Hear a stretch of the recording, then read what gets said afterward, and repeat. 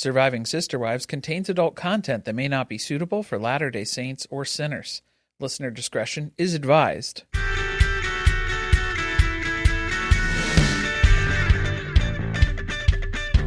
Hello and welcome to Surviving Sister Wives. I'm Corey. And I'm Carly, and this is the end of season 20. We're here. It's the one-on-one part 4. Oh my goodness. Yeah, episode 19. So this is season 20, episode 19, one-on-one part 4, which still, we got to work on the naming. It's still not making sense with Meri bringing Jenn, with Christine bringing David. I think it's time we got to get some couches, invest in some couches, and just have everybody on their 90-day fiancé sort of tell-all style. I'm just really getting exhausted by watching them have to cut between everyone from their interviews. Can we just go to a Housewives format? I mean, to be fair, the Housewives reunion, the 3-part, not good. Oh, yeah. If not you good think for this was Salt bad. Lake. For Salt Lake City, not so good. I would say that the Sister Wives one-on-ones overall were better than the Real Housewives of Salt Lake City reunion, which that's really saying something. That's controversial. That's saying something. Throwing Andy Cohen under the bus for there. This season. I'm just saying, it was a different experience, though, right?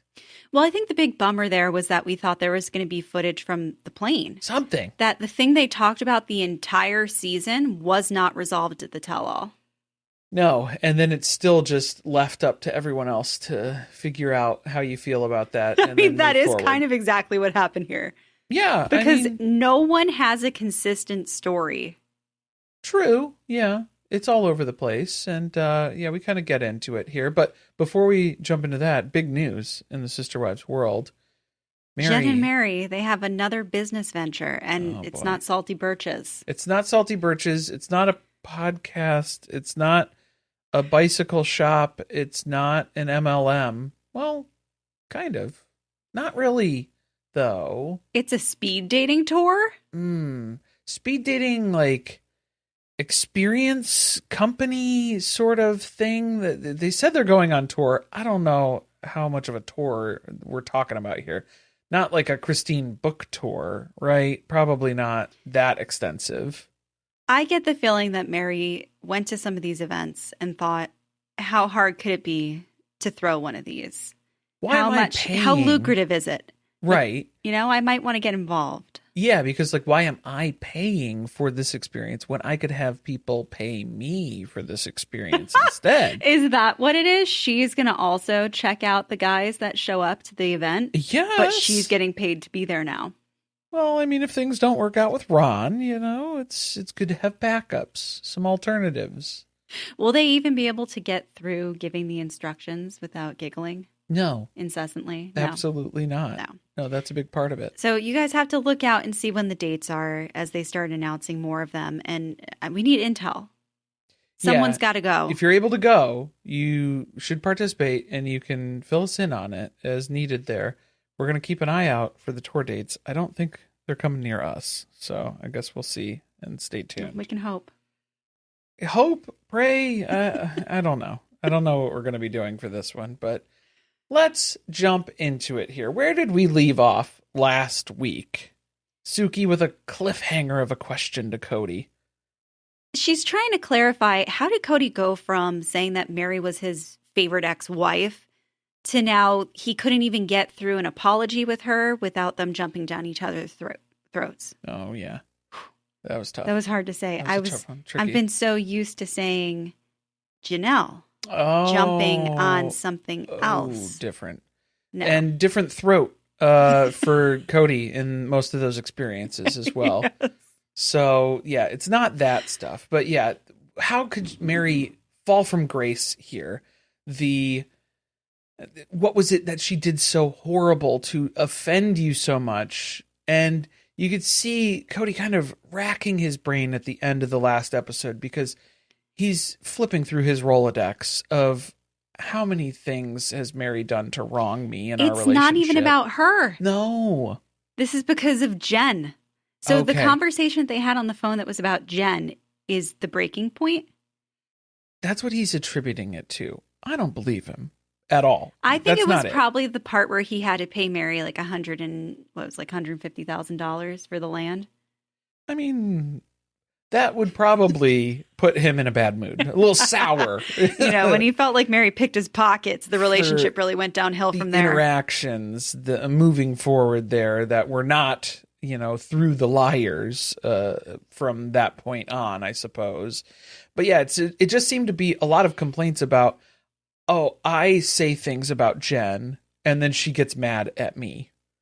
Okay, well, that seems like a valid response then to you, like insulting or talking shit about somebody who she's very close with now. Like, that would be upsetting, right? That makes sense. He's just trying to come up with excuses. He has nothing to go off of here. So then the dark times get brought up, and this is something that I wish Suki would call out, because I don't know if Meri is calling it the dark times just because she doesn't want to say the catfishing, or if it's that she's hoping that Suki doesn't understand what she's referencing. Yeah, what the dark times were. Being vague about like what the start and end date of those dark times. What are Meri's dark times in context of her experience? Because it's based off everybody's individual experience, I suppose, is the realization that we're having here now. So Suki is asking questions. She's trying to get to the bottom of this. Does she not know about the catfishing? Does she not know that the dark times and the catfishing are one and the same? I kind of worry that she has a hard time connecting the dots. And I don't know if it's because she hasn't watched everything, because she says she has. She says she has. But I feel like she hasn't consumed the supplemental material that's out there. And when it comes to the catfishing, you need to, because they don't talk enough about it on the show. Hold on. Reverse. Wait, I'm taking that statement back. Wait. They talked about the catfishing till the end of time on the show, but they did not tell us the truth of everything that was happening. They never got to the root causes of any of it. They just talked about things that happened related to the catfish. And then it was all just vagaries of Meri's responses of how she wants to deal with it, where she'll just disappear into a void or like retreat away from family settings from now on. Just these different vague warnings that she would give the family. And that was pretty much the entire experience for the catfish. The walls were up. Yeah. She's still kind of being cagey about it when Suki asks her about it. She is. She's dancing around it. She's like, oh, we all know what the dark times were. We all know. No, we don't, Meri. Not all of us, okay? So you need to be more specific. You got to get into the details here. Kody has some details. He starts throwing around details. He's like, I remember Meri's dark times.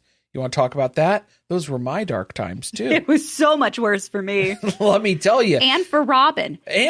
Because Robyn was pregnant in Ari, and here I am coming to her with all of my issues that are going on with Meri. Pregnant in Ari or pregnant and Ari? With Ari. Oh, pregnant with Ari. Okay. And Ari. I don't know. Okay, well, yeah, it was, Kody was complaining that he also had no support system during this time. Meri's dark time was Kody's dark time too, I guess, is what he's alleging here. Because Robyn was like, I don't have time for your bullshit. Robyn's like, I'm a single mother with nothing to give you. I'm cooking a baby here, so get out of here. I don't care that you're arguing with Meri. I do want to talk about that a little bit more, because I feel like it revealed more than Kody meant to say. In that, part of the conversation throughout this whole episode is about what was communicated to Robyn that then Robyn brought back to Kody. But it sounds like there's a lot that Kody came to Robyn with, where he was looking for support and he needed someone to, I guess, probably reassure him that nothing that he did was wrong and that it was everyone else's fault. And that's where Robyn wasn't able to give him this at this time. He needed constant reassurance because, and then also at this point, he's competing in the Suffering Olympics against Meri, and he doesn't want to. That's a hard thing to do. He doesn't want to take home the silver, guys. He's going for gold. And so he needs Robyn to help him formulate as much sympathy as possible. You need to help me come up with this. You have to figure out all of these emotions that I'm having. What does that mean? Well, how is that Meri's fault that she's acting this way and I'm acting this way in response to her acting that way? I need all the help I can get. And she's just not there to support him through this. She can't provide that level of support. The constant reassurance and the hand-holding and the guiding through all of these terrible, terrible, scary feelings that he has. I was really annoyed that the catfishing situation kind of got brought up at the beginning of the episode. And then the conversation died out because we went back to talking about Jenn again. Yeah, we shift around a couple of different spots here. Yeah, I mean, I'm really was hopeful that 90% of this episode was going to be about the catfish. Honestly, like I was ready for it because Yeah. I was like, yeah, gear it up. Let's dive in. Let's get to the bottom of this like we've never gotten to the bottom of it before. Yeah, I was going to say, you know why? It's because I think that it was the only thing that was talked about in this episode where I feel like there was actually promise of new information coming to light. That it was the best chance that we had. And it was kind of related to, they sort of tied it back to like Kody's apology tour a little bit, because then it was like, oh, did Meri apologize to you? Why did Suki even ask Kody that question? Did Meri apologize to you for her dark times? What? Like, See, how did we get there? That's where I think Suki doesn't understand what's going on at all. Yeah. When it comes to the dark times and the catfishing. To like agree with Kody that, yeah, I think Meri does deserve to give you an apology too for her contribution to your suffering during her dark times. What? That is wild. It's hard to know whether Suki's really asking a genuine question or if every once in a while she has to like pepper something in there that gets Kody to feel like she's on his side again. Yeah. So that the interview continues to be productive. That's what it really comes down to. Yeah. Probably for the majority of that segment of the conversation here, because we have to shift into a very difficult topic at hand, which is Jenn and Meri's bitch lessons, I suppose. That's what the clip was. They're going to roll the tape on that. Yeah. They don't even get started yet. And Kody is talking to Suki about, can Jenn even exist without trash talking me? Is that even possible? And she's like, shh, the clip's going to start. I've already said the cue. They're going to roll it. Okay. So like, you have to be quiet now. Just listen. But I love how Kody's whole approach was, can Jenn even exist without trash talking me? Let's see how funny she is without going to her source material of mocking me so cruelly. None of this clip was about Kody at all. Not by name. The joke at the end about brushing the hair. Maybe the hair part. Maybe a little bit. He laughed at that. He thought it was funny. He laughed.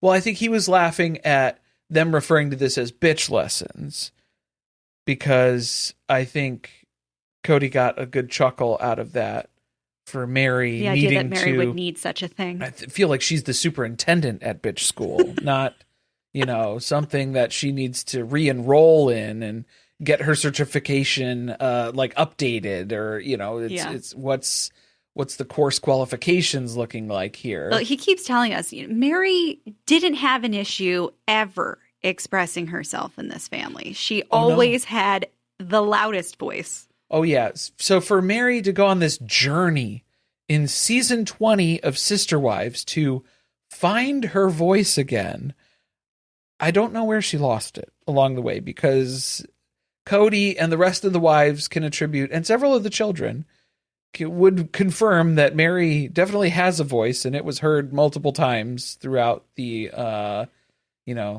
show length here, I suppose. Look, I don't think he's wrong, but also I believe that he's specifically picking different parts of their history to remember. Right. Because then Meri tells us, well, I used to be outspoken and I did feel like I had a voice, but then I was getting punished for it. So I swung the totally opposite direction and just stopped expressing myself when we were living in Vegas. Clammed up. I learned, don't go against what everybody else is saying, because they're going to cast you out.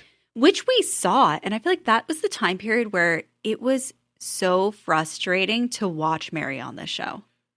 Okay. There's an element of this too, where we saw it with Robyn, where it's basically like Kody can't differentiate between different time periods, where it was like, yeah, there was this thing, Meri used to act this way, and then something changed, and then she doesn't act like that anymore.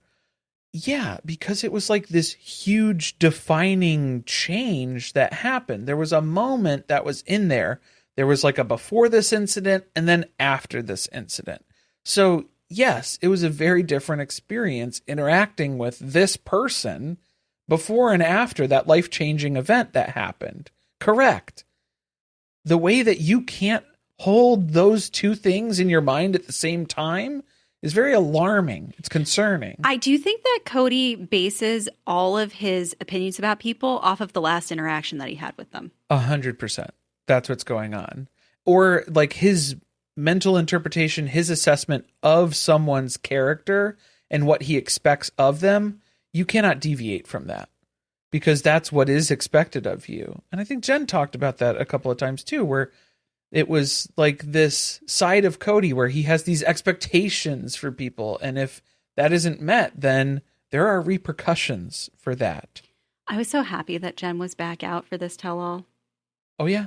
She was back out in force. She knows a lot of stuff. And, you know, for as much as Cody's upset about her running her mouth on the show, I think she has said maybe 5% of what she's really thought about everything. Because that's what she has to remind us, too. She's like, I don't think Kody remembers how often I was around. Like, I was in Vegas a lot. So I don't know if Kody has like facial blindness, like everybody who's looking for James from Suddenly Amish, and they're trying to tell me that it's the other guy, Jeremiah from Breaking Amish. I can assure you it is not the same person. Thank you for trying. I'm not saying that James reminds me of someone. That's not what I'm saying. I'm saying I have seen that man. Eyewitness. I've seen him and experienced him. We're going to solve this. I'm going to find him because we're looking into the production company we're now. digging everywhere. We're going to go deep here. Because if it's... He commented on our Instagram. I might just straight up ask him some questions. You know, maybe we can have him on the podcast. Maybe. I don't know. I don't know. Is he allowed to do that? I don't know. I feel like he can go to the phone shanty for a little while. We can do an audio a lot interview. of electricity. That's something. We are using a lot of electricity right now, though.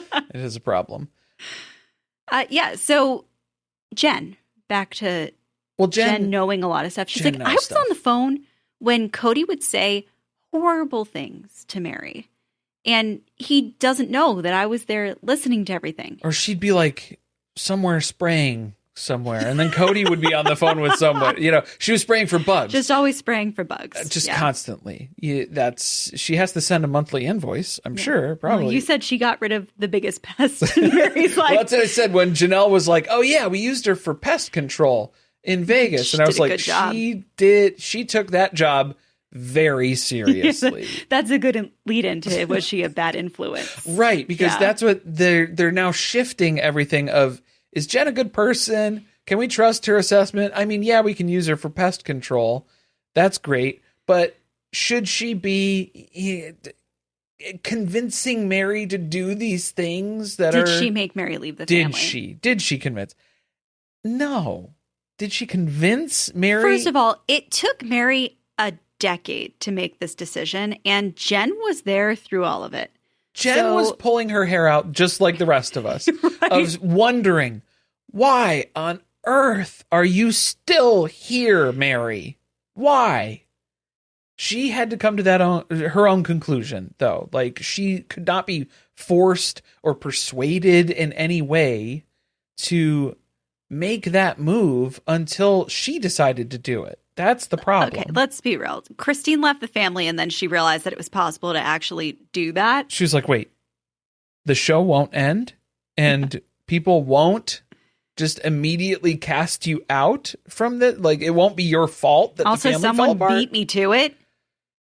I think that was really I'm going to lose all the momentum that's going to allow me to launch Salty Birches. Salty Birches is dying in the past now. And my book, my tell-all book that is still in draft form, probably somewhere. I don't think she's writing a book. I don't think she's writing a book either. She just teases us with stuff. I think she was reading Mel Robbins' book, and then she got excited about She thought, that. I'm not capable and then she of started something like writing in a this. notebook and was like, I don't know how to get all this stuff put together. In the here. junk journal. It's in, well, maybe not even in the The draft of the tell-alls in the junk journal. Maybe. It could be. She needs to auction off the original. Please do. Yeah, put it on your Etsy or something. Robyn will just buy it back again. Yep. She gets alerted whenever there's a junk journal posted on Etsy. Robyn's the first one to know. So I guess that Kody's still holding this against Jenn because he feels like, well, she's still talking trash about me, but I won't do that to her because it's verboten. It's verboten. It's verboten. And we're not doing that anymore. Yeah, definitely. That's going to be the way to go about this. That's the safest way to navigate this. It's so that Meri doesn't get mad at me, if we're being totally honest. I don't like Meri calling me. It's scary when Meri's name pops up on my phone and I just can't live like that. Yeah, especially after he threw out what he did at the end of the episode. Oh, yeah. Oh, yeah. She might actually take you up on that and ask some questions. So this was where Janelle starts her character assassination of Jenn, where she's like, yeah, I know Jenn for a while. We've had a professional relationship of pest and bug control. Why would you refer to it that way? I don't know. Well, did Janelle do her books or something? Like, was there some like accounting that was going on? Professional? No, I think that's giving Janelle too much credit for the type of stuff that she actually does. I don't think she was contributing that much. No, like she made sure the family filed their taxes. She wasn't like being a professional bookkeeper. Right. So this seems like it was just more so on the basis of they hired Jenn to spray for bugs, and Jenn just kind of hung out at their houses for extended periods of time. They became friendly with her. And talked. They How talked a lot. How often was she there? That's what I'm saying. Did they have a big infestation? Yeah, like, was this a ongoing problem? Is this what hurt the resale value of these homes so much? There's a lot of termite damage. Potentially, maybe. I did enjoy that by saying that, though. She is completely telling on Kody when Kody keeps trying to act like he has no idea who Jenn is. Jenn doesn't even know him. Oh, yeah. And meanwhile, Jenn was like not only hanging out with Meri, she was in all four of their houses. All of the houses. Constantly, apparently, based on this, where she's like, yeah, I don't think Kody even remembered, or he would like forget that I was around, and then you would overhear these interactions where it was like, oh, this is like a different version of Kody that I'm not used to seeing, but it's like the real version of Kody that we're seeing now. So that's alarming. So the allegation that Janelle makes is that Jenn said, take the money and run. That was her instruction to Meri. And Meri didn't listen, first of all. Well, it's just, you can lead a horse to water, but you can't make Meri drink. You can't get the pony in the water if she's not ready to go. So she cuts off all contact with Jenn because now Jenn's a bad person. That was a weird way to go about that, right? Janelle was just looking for an excuse. She wasn't happy with the results, I guess. She didn't want to keep spending the monthly subscription fee to have the house continually sprayed. Yeah, she's like, oh, this is a total waste. And I'm going to I'm going to head over to Angie's List and start checking this out and see if I can find a replacement here that isn't convincing my sister wife to empty our bank accounts and leave our husband. Oh, yeah. It had to be all about the money. I don't think Janelle was concerned about Meri sticking around. No. Yeah, I would say it's more of the take the money part is the part that Janelle heard and was like, I don't like that. The run part, that's something I could get behind. I could support that. You do that, Meri. From afar, I'll support you running. But the take the money part, maybe not. This is another time none of them are agreeing on what happened. Jenn says she totally didn't even say that. Yeah, Jenn says Janelle it didn't says happen. she did. Janelle says, I know what I heard, but I don't know if it was like that was how Janelle interpreted something that Jenn said. Christine's trying to make the defense. Jen's very sarcastic, so if she did say that, it was probably in a joking, sarcastic manner, which that's always really hard to defend, something that you heard 10 years ago at this point, or 8 years ago. Let me defend in a moment. I don't know if Jenn actually said it, but Kody has said all these years, if you wanted to leave, I'll give you a pile of money. I'll buy you the house down the street and you can go. So if she was to say, take the money and run, Why is that so insulting? If that's the alternative, that was Kody's pitch. Exactly. That was his He idea. said, I will do that for you as a parting gift. That was you why can go. Robyn, You're not trapped here. That was why Robyn felt comfortable marrying Kody, because she's like, I have this assurance. She's planning on taking the money. Planning on taking the money and running whatever her insoles and her ankles are able to do at that orthopedics. point. Her orthopedic boots. However far they'll down take the her. driveway as far as she can go. Meri's like, I don't remember her ever saying that to me. Kody claims that Janelle came to him at the time it happened and told him about it. Because she was so upset. She was distraught.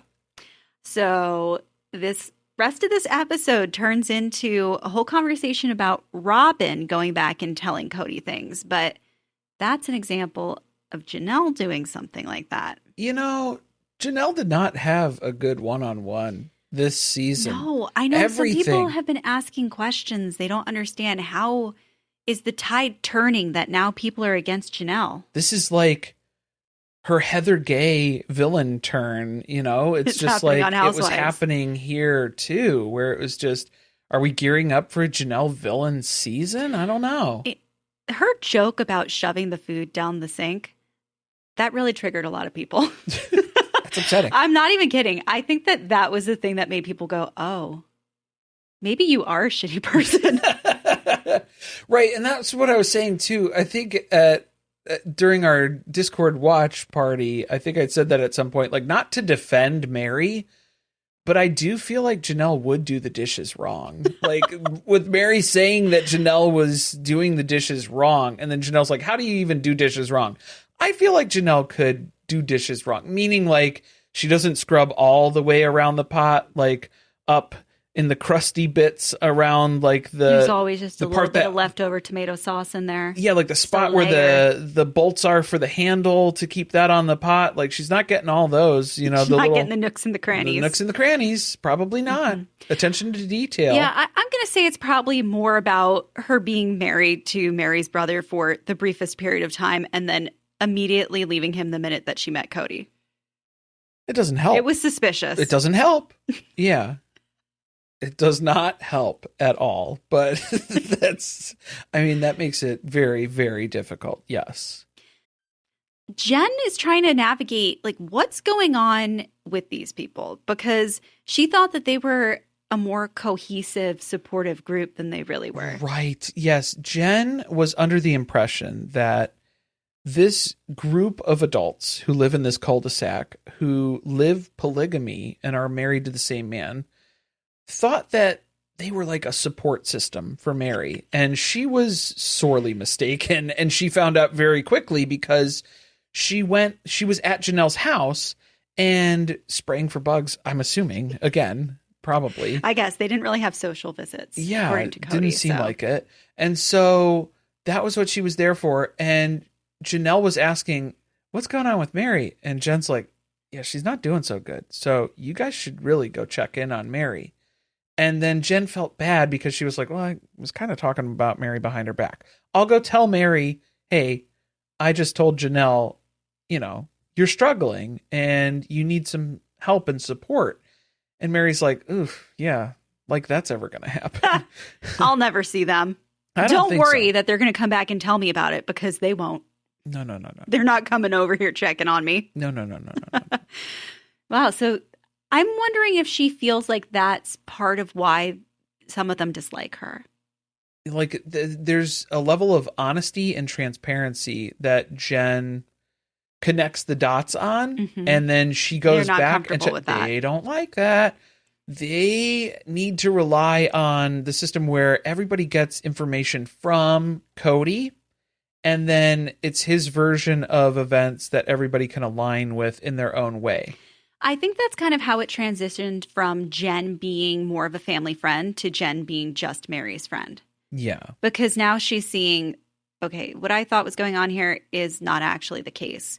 And then she watched Meri get a divorce for the family to better their situation. And then again, still, no one came to the rescue to support her during the dark time. She's seeing the sacrifices that Meri is giving up for the betterment of the family.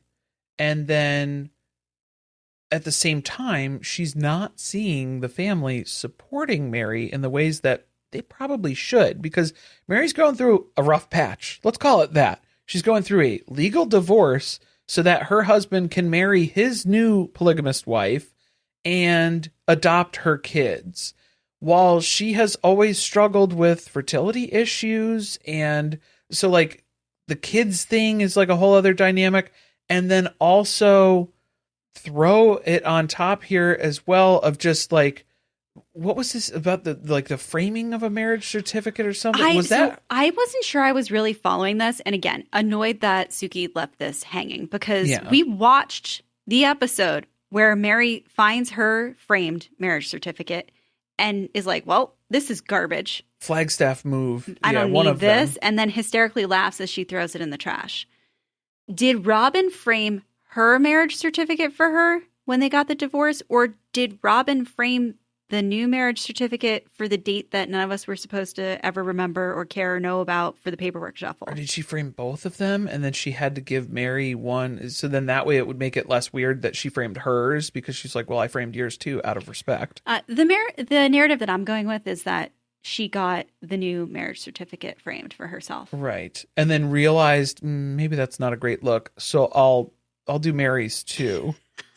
And so it was an afterthought. I'll break into her house and get her private documents. I'll just ask her to send me a PDF of it, and then I'll print it out myself. And she probably will, because she's always divulging personal information online to people that she doesn't know or trust. Okay, let's talk about it. We need to know Robyn's involvement in the catfishing. Okay. And we are about to go on a journey, because a lot of you all told us what you wanted to talk about next after the season ends, and we're going to do Almost Married, the Catfishes book. Yep. That's not to say that we won't do Big Love. Big Love will just be afterwards. Yeah, so we're going to do the catfishing first. Yeah, and those will still be on the public feed here if you're listening on the free feed. If you want to be part of the super sleuth group that we're going to be starting here for the catfish stuff, that's going to be on the Patreon, though, so you'll hear our findings on the episodes if you're just listening in. Yeah, we're going to go through and we're going to read the book Almost Married.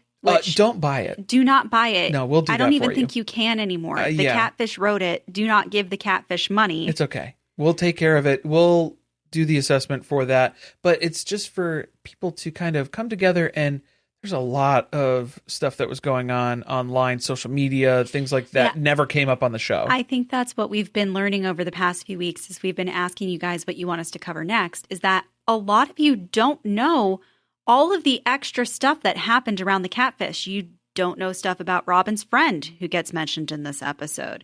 Like there's a lot of pieces that live different places on the internet, and so that's the point of the super sleuthing we're going to do on Patreon, is we're going to try to get it all in one place so that we can come up with a cohesive story to help us all understand what really happened here. Right.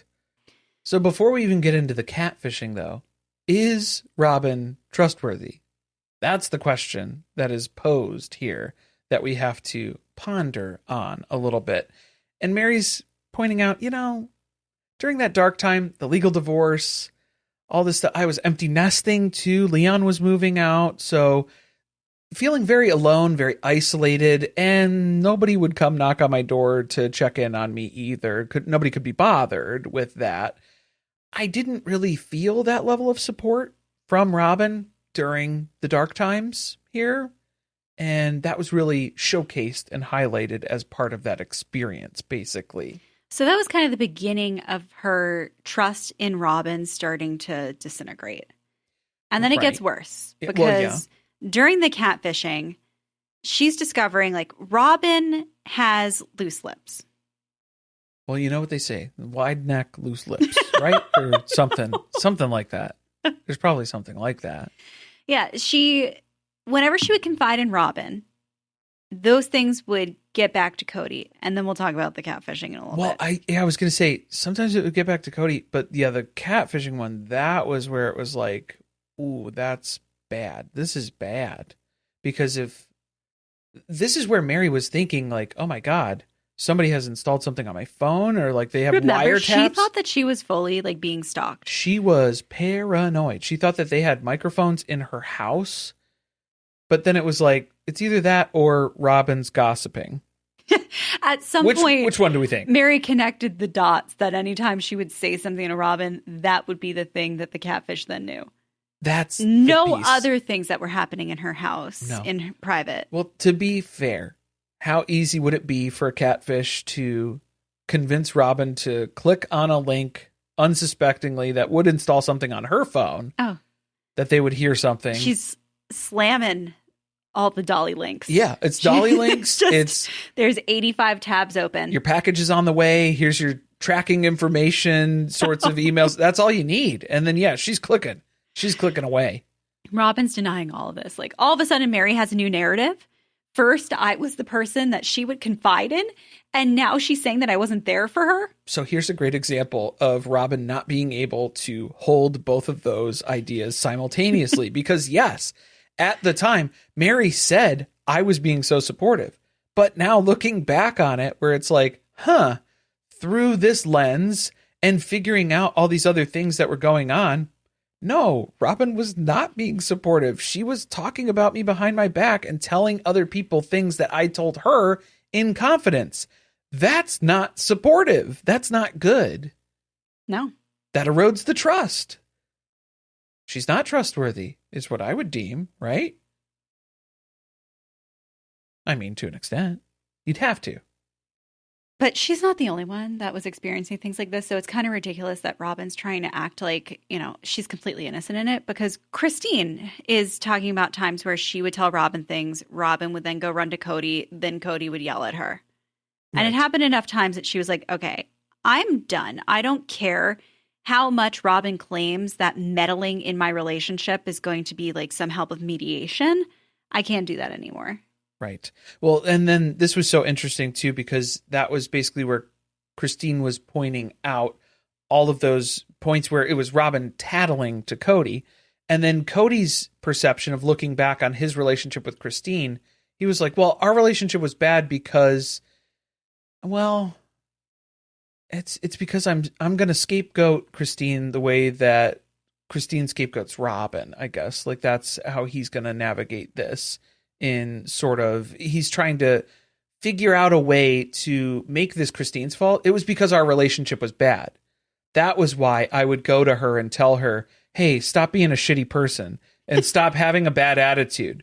That wasn't because Robyn told me that stuff. It's because everybody knows when Christine's in a bad mood, then we're all feeling it. And me, most of all, Kody, obviously, I'm going to have to bring this up immediately. Yeah. No, I just went to her and told her, change your attitude. Be more like Robyn. Be more like Robyn. And fix it all. She took it the wrong way or whatever and got all upset and stuff.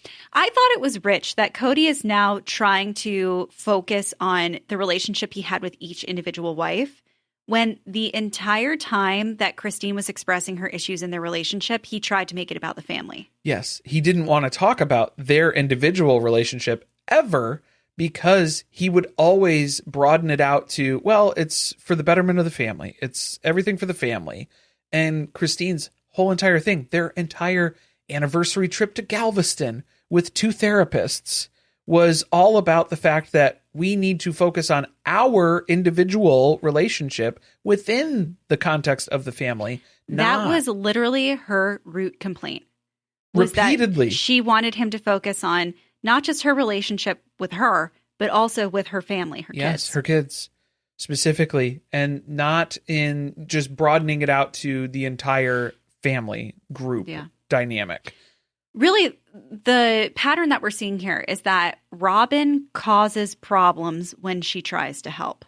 And it's hard to know if her intentions are genuine. She's saying that they were. Well, she knows what her intentions are. Okay, well, you didn't say if they were good or if they were bad. You said you knew what your intentions were. I believe you knew what your intentions were. I don't think you're going to admit that they were bad intentions. I guess that's a loophole here to, admit something so definitively.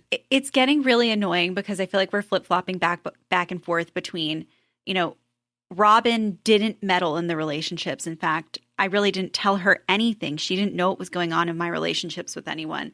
To now, oh yeah, Robyn got involved in the relationships, but she had pure intentions the entire time and she was just trying to help. So yeah, how do those two things coexist? Because in the next breath, Kody's like, oh yeah, Robyn definitely told me things about the catfish behind Meri's back.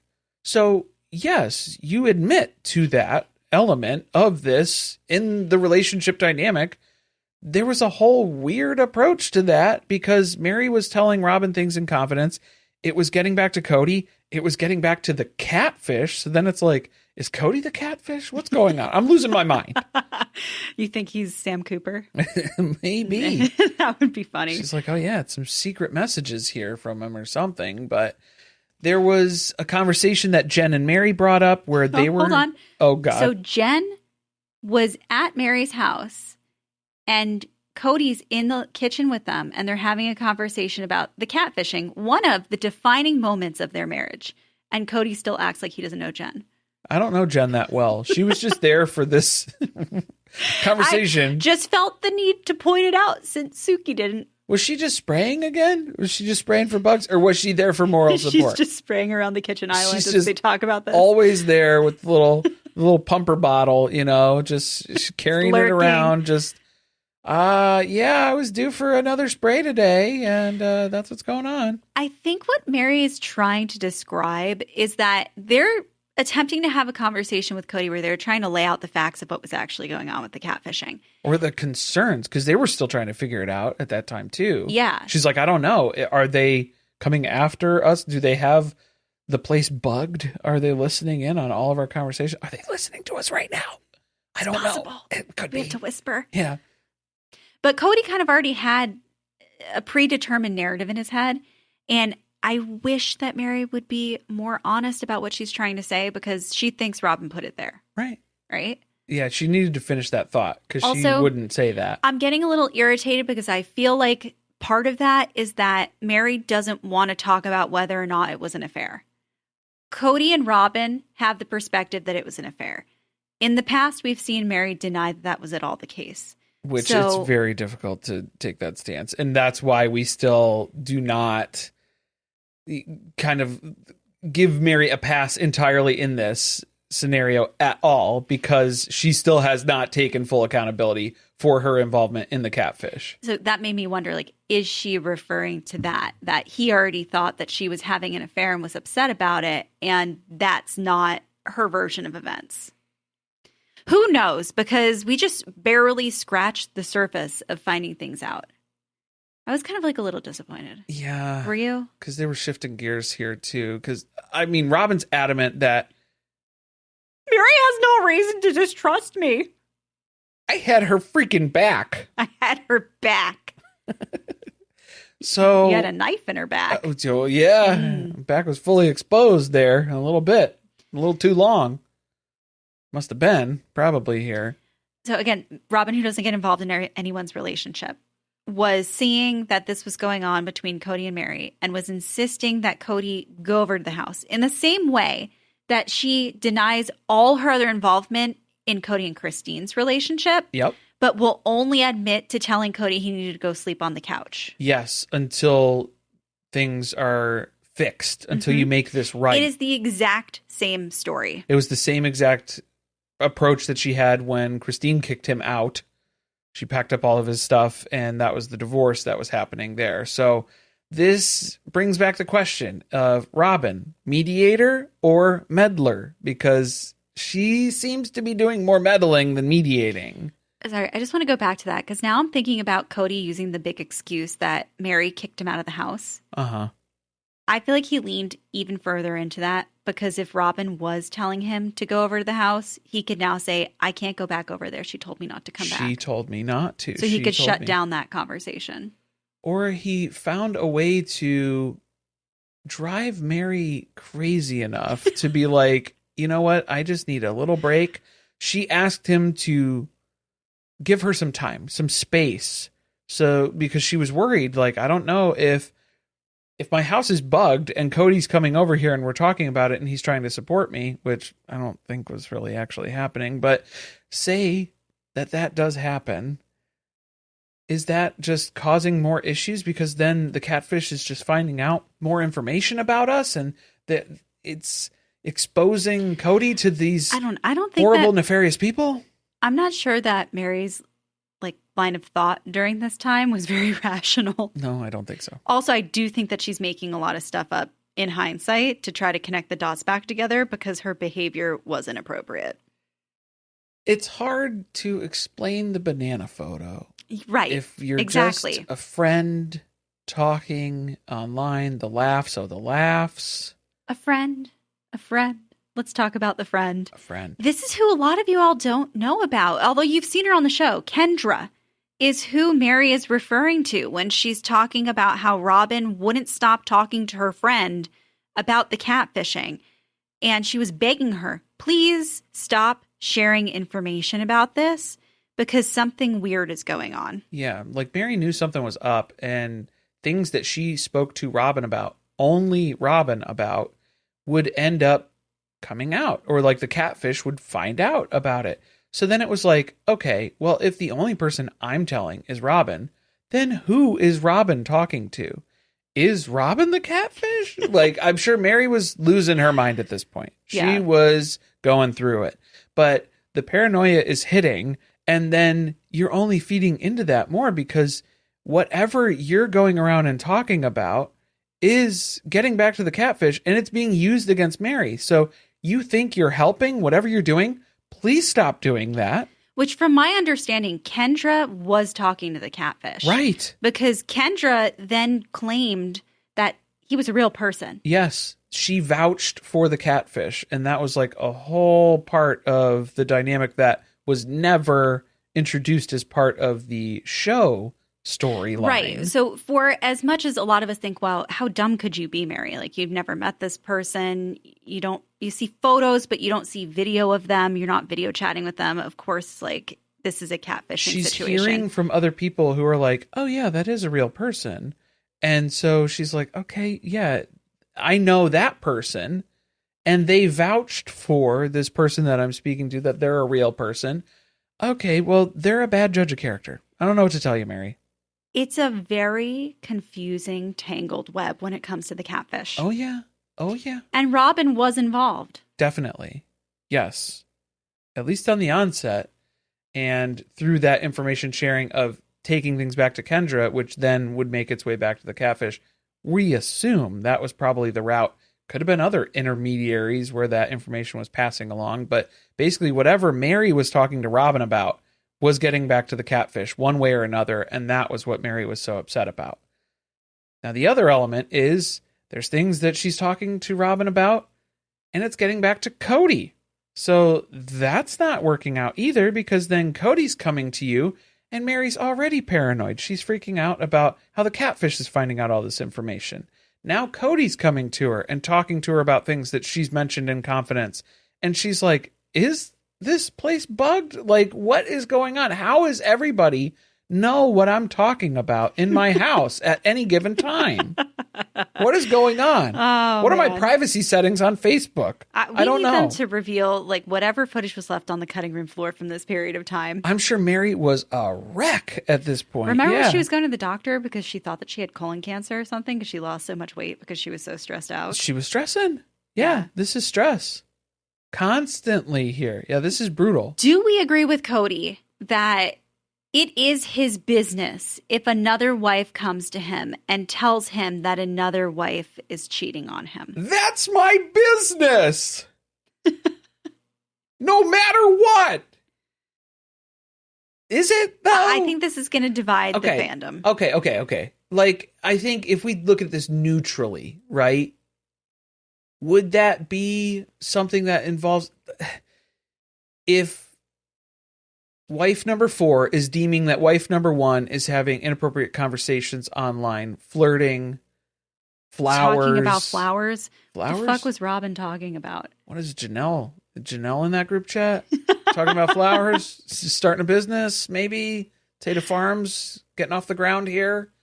Something like that. Flower talk. Yeah, I'm sure. No, it's like between that, like if wife number 4 is finding out that wife number 1 is having inappropriate conversations with somebody else outside the family, should wife number 4 tell the husband, the shared husband then? The husband? I mean, I think that he would have a right to know. I don't like Robyn and Kody in this scenario, but I do think that Kody should know to an extent. Okay, here's my opinion. I don't know that I trust that Robyn brought it up in a tactful way. That's what it comes down to. Because a lot of times Robyn's not working with all of the information, but she thinks she knows what's going on. Yeah. So, like, I think the way that she brought it up was probably bad. And she already had, like, a loaded interpretation of it where, like, hey, Meri's cheating on you. So if that's how it was presented, I don't know if it was from the onset, because they were very apologetic at first. And then when they kind of figured out what was going on in those conversations more and more, then the sympathy kind of faded away. And then it became more of the reaction that we see on the show. Yeah, no, I think Meri was doing something wrong. Oh, yeah. But it's such a sensitive situation, being that they're a plural family, that I think that if you're going to bring that up, you need to bring it up in a very delicate way that isn't like, hey, you're getting cheated on right now. You need to go figure that out. Well, and there's different ways to bring things up where if somebody comes and tells you something in confidence and then you go and repeat it to the person that it's being talked about, I think that's a bad move. If someone comes to you and tells you information and then you go tell that person, hey, you need to go talk to Meri. Like if Robyn is receiving that information from Meri and then telling Kody, hey, you need to go talk to her, leave it at that. But I don't think Kody was taking her up on that. So then she had to fully explain why this was so important that you need to go talk to Meri, because Kody was avoiding Meri at all costs at that point. Mm-hmm. I think that's probably how it went too. That he didn't take it seriously enough. Whenever anybody would bring anything up, if he's able to shrug something off, he did. So she had to hit him over the head with it, basically, of like, this is why you need to go talk to her. Yeah. And that's when he finally moved and did that. But he still has to attribute Robyn as the moral compass of the entire family again. At least he did caveat it with, since she joined this time. So it made a little bit more sense, at least this time. But this is the second time in 4 episodes that he is referring to Robyn as the moral compass of the entire family, which is what do you then imply about everyone else? Right. That everyone else is a flawed human, but Robyn's perfect. Uh-huh. And Robyn is always making the right decision, so we should listen to her. She's the North Star. Yeah. That's what's going on. Well, things would have worked out between Kody and Meri if they just had a better relationship, because he was willing to forgive her for everything that happened with the catfish. Everything was forgivable up to a certain point. I think the banana photo and the voicemails probably. Maybe. It did feel like when you go back and watch those episodes that he genuinely forgave Meri, but that was before all the voicemails started leaking from the catfish. Yeah, that gets harder to refute, because I think Meri did take that stance where she was like, I got tricked. I was pulled into this and then it turned into something totally different. And then she wasn't completely honest with, what did you think it was at first, Meri? Because it sounds like from your exchanges and your interactions, it sounds like you were trying to leave Kody for this other guy. Also, this transpires over a period of like 3 months. I feel like that's something that people lose sight of too. It was very brief, but very intense. Yes, it ramped up very quickly. And it got serious in that manner. And they talked about it on the show for multiple seasons, so it felt like it went on forever. Yeah. But it was a very quick period of time, and then it was over. Okay, here's the other part that gets me too, is for Kody to be like, you know what? If me and Meri had a better relationship, we probably would have got over the catfish situation, like, way better than what we already did. It would have been super smoothed out, and like we would have been able to figure that out. That never would have happened if you had a good relationship to begin with. Exactly. That tells you that Kody did not listen to anything that Meri has explained about why she felt like she ended up in such a vulnerable position that she was talking to someone online. She felt like he had completely abandoned their relationship. And because their relationship was in such a bad place, she ended up talking to somebody who she maybe normally wouldn't have had more than a casual interaction with. casual friendship? encounter, a casual friendship like she has with friendship Ron. to just somebody to hang out with, just keeping it casual. We're not putting any labels on anything because we're going to talk about Ron and Meri's friendship. So Okay, I'm getting a little irritated with her just because I feel like she has to treat this like she's a teenager. I mean, emotionally, she is kind of like 16. They don't. She doesn't want to put labels on the relationship. They're just friends. They're not dating. They don't go on dates. They don't have dates. Yeah. Maybe that's just because she doesn't want to take Robyn's advice on anything. Yeah, pretty much. We're not going on dates. No. Thank you very much. I'm sorry. That was Ari's advice. Oh, yeah. Sorry. But, through the mouth Robyn. of babes. Yeah. She has to filter that so that's more palatable from other people. But they play us a montage of all of Ron and Meri's, not dates. Well, it was that one day where they did Friendship. 85 things, too. The day at Zion. Yeah, the Zion National Park. And Kody is just cucking it up in this. he is loving watching this. He is giddy. He is so excited. I think the other part, too, is where he's like, he kind of misses first dates. He's like, oh, that looks so fun. Like... He's getting tired of Robyn. He's missing out. Hey, I think a little bit. A little bit of it. It's so fun. Remember what it's like to meet someone new and there's this spark and you're learning things about each other. And I really wish that I was there on my own date. It's before I drain all the energy completely out of it and it's just this hollow shell of a person in front of me here. He did the same thing when he watched the clips of Christine and David. So I do think it's like watching these women before he completely... suck the life out of them. Yeah, it's like, look at them. They're so vibrant and lively and their personalities are so great. Seeing the drain. Yeah, like that's the draw. The things that he would want to attach himself to just suck the life out of in that way. Like those are that's what he's seeing. The energy vampire. Yeah, because that's what he's seeing. He's seeing blood. The potential here. He's like, yes, this looks great. But even Suki's like, hey, Meri, it looks like you're, fun, you're flirting, you're loose, you're getting loose out there. Like, did you get divorced yet? Are you like divorced, like Robyn divorced, or whose standards are we playing by here at this point? She's really cagey about this whole thing. I don't know. Apparently they're still together. That's what she alleged. Are they together? Have they ever been together though? Like, because they're hanging out. We're saying we're not dating. Friends. Are you friend zoned then? That would have been my follow-up question. Because if you're friends for too long, then you fall into a friend zone. Is it romantic? Are we romantic friends? Are we building towards something here? Or what are we going? Where's this going? I don't know. What are your intentions with our Meri, Ron? I thought you were going to ask what were Meri's intentions with Ron. Well, I mean, that too, I guess. But I think he's the one in more danger here.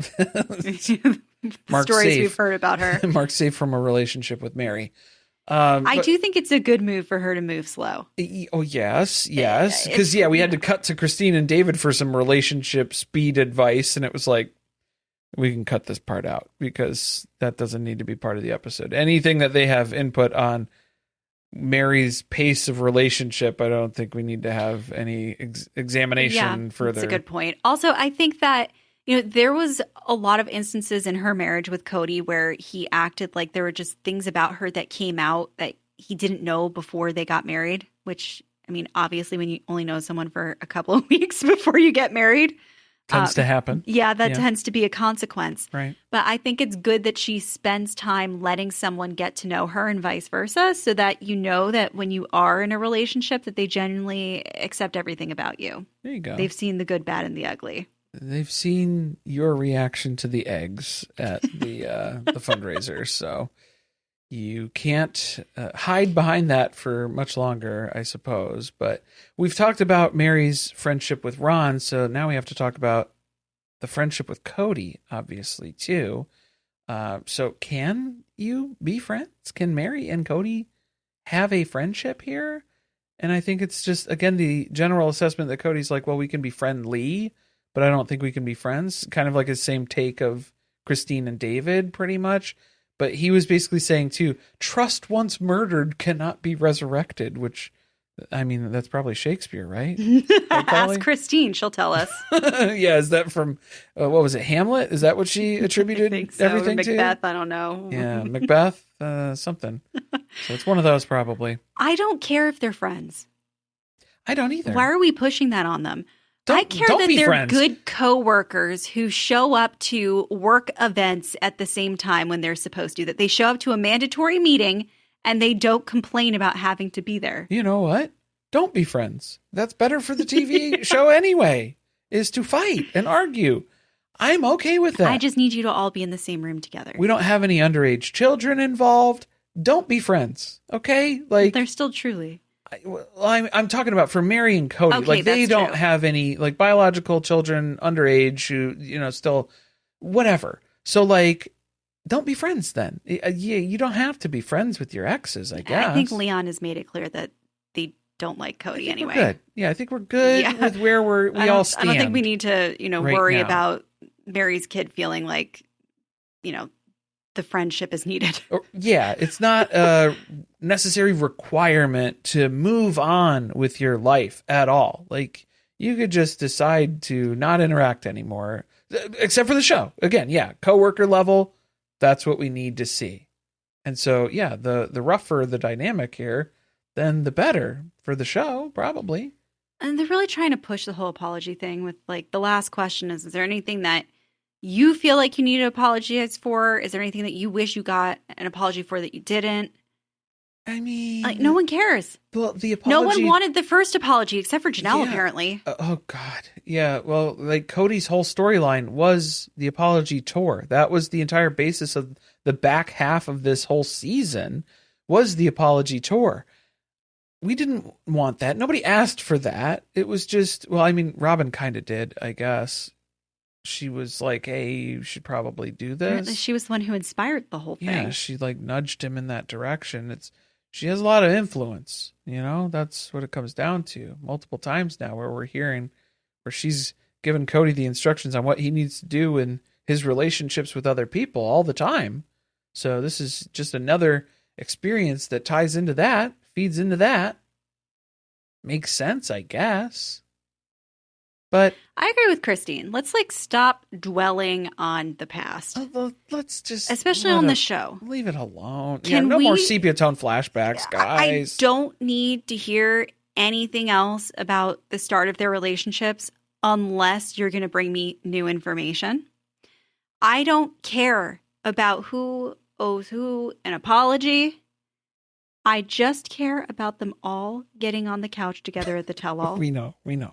I know. It's becoming an issue. I mean, more and more. We're seeing it here. But it's becoming boring for them to rehash the same things over and over again. Well, even in this, it was like the last line of questioning here that was coming from Suki. She was just rapid firing at Robyn with the questions. Like, she was so done talking to her is what it seemed like. Yeah. There was one point in the episode where Robyn was going on and on and on. So Suki just kept going, yeah. Mm-hmm. Well, she rolled her eye almost. I know. At one point, she kind of threw her head around and was like, yeah, okay. So, I mean, we had those moments. I think Suki's patience was running out with Robyn this season here. And so, yeah, because Robyn magically makes, go figure, all apologies are about her, I guess. She doesn't need an apology. She doesn't need them, but people who should give them to her, it's because they need to do that, and it should serve her. Forgiveness is within, though. Wasn't that what she was saying? I mean, she was trying to say that. I don't need an apology. I can forgive someone inwardly myself without needing them to apologize to me. But then why did all of the other wives need an apology in order to move on with their lives from Kody and Robyn's perspective? Yeah, that was weird to then put that on other people because, yeah, for her too of saying the apologies, I don't know. I can't track her line of thinking for the apology stuff, but she was making it all about her. A word salad that needs to be unraveled. Definitely. And then Kody was talking about what was his stuff. It was great. If there is something else that someone felt I didn't apologize for, there's a situation they're reflecting on and they're wondering why I did something, I welcome them to pick up the phone and give me a call about that grievance, and I would be happy to explain it to them. If only he had been that available and present during the marriages to say, hey, if you have any concerns, I'm just a phone call away. No, and remember when he told them to stop bringing their problems to him? You guys need to sort this out amongst yourselves, too. He's been saying this from the beginning, as it's always been. So that's what he has to stick to here is just, oh, it's great. If anybody has any follow-up questions, I'll be happy to show my work and explain it even more as needed here. So just happy to go into detail as needed for any follow-ups. Just another polygamy contradiction, I guess. I guess so, yeah. That confused me. Again, I wanted Suki to call that out. Yeah, so we missed that. I think Suki was done at that point. She was like, yeah, this is just, I'm wrapping up. These are the wrap-up questions. We're getting to the end here. Now they're too comfortable with her. They're talking for too long. All right, that's lunch. Okay, yeah, we're going to lunch now. Thank you. All right, what's coming next? We already told you during the episode, but sometimes you guys got to hear it multiple times. Uh-oh. Well, Maisie's smashing in the microphone, so I don't know if you're going to be able to hear it. Oh, no. Yeah, okay. She heard you say lunch, and she thought, yeah, she was like, oh, yeah, let's go. Let's break. Let's get going here, but no. We're going to be talking about Almost Married, the Catfish's book. Again, do not try to purchase it somewhere. I don't even think you can. I don't know. There are PDFs and things you can find and links on Reddit. I'm sure you can get it somewhere. Yeah, I don't know if there's a tracking file in there, if there's a catfish virus that'll get on your computer, then we can't take any responsibility for that. I don't know. Now I feel like I can, rest easily knowing that was Robyn who was the one communicating everything. She's the leak. It wasn't an actual technology bug that the catfish was. Let's talk about cybersecurity for a little bit, guys. No, I'm just totally kidding. Okay. So if you want to become a super sleuth, make sure you swing by the Patreon, patreon.com/survivingpod. And if you're not able to contribute on the Patreon and join in on that side of things, there's other ways to support the pod. If you're enjoying the recaps, if you were along for the whole ride here of all of season 20, then make sure you swing by and leave us a written review. I don't know why the algorithm likes the written reviews. It's just, it takes more time. It takes more effort, I suppose. So they value those the highest. So if you're able to like, share, comment, subscribe wherever you're listening, helps the pod, helps us get in front of other people, helps grow the listeners, and then we get more people for the catfish investigation too. Yeah. You can always send us an email too. If you know something about the catfish or not on the Patreon, you really want to share it, send us an email. Yeah. And you can follow us on Instagram, please. I don't know if you all see what's going on TikTok, but the views, you're not seeing our videos. You might not be seeing us in your For You page anymore. Can't say with absolute certainty on why that is, but it's not looking good. So we're over at Instagram at Surviving Reality Pod. And I mean, something's up when the reels are now performing better than the TikToks are. Yeah, that's looking scary. It must be because James is messaging us on Instagram. He's replying to our comments on Instagram, so we're getting a little bit more engagement over there, and then it pushes us to other people. See how that works? Also, we have another podcast called Surviving Reality, so if you're interested in hearing more free content from us, make sure you go over there and subscribe. We're currently recapping The Traitors. Traitors is very good. We're getting very excited for the next episodes here. And Suddenly Amish, very controversial. Of course, yeah. I think we're like one of the last bastions holding out on Suddenly Amish, because I will go down with this ship. I'm going to recap the entire season. I went to the production company's website trying to get more information on James, and I saw that this is from the producers of Pig Royalty. Okay, so out of respect for Pig Royalty and just that alone, I will continue watching it to the end. Committing to following through on all of season 1. We'll reassess if there's a season 2, I guess. We'll leave that TBD for now. And then we're going to be recapping Secret Lives of Mormon Wives, which is coming back again on March 12th for season 4. Again, because we just had season 3 drop in November. Yeah, imagine this would be like Sister Wives airing and then airing again in the time period that it was still on. Whoa. Yeah, because we did 2 seasons. We did a whole season of Sister Wives. A whole season of Sister Wives. And now Secret Lives of Mormon Wives is coming back. Yeah, with a month in between. So it's just, that is a big jump in time. But I guess we'll have to see how that plays out. And I think we're going to be recapping The Bachelorette. Yeah, it's looking like it. That doesn't start till the end of March, though. Yeah, so we'll stay tuned for that. We'll keep you posted on it. Stay in touch. Don't be, disappearing in the off season. There's a lot going on. Don't be a stranger. Thanks for listening. See you next time.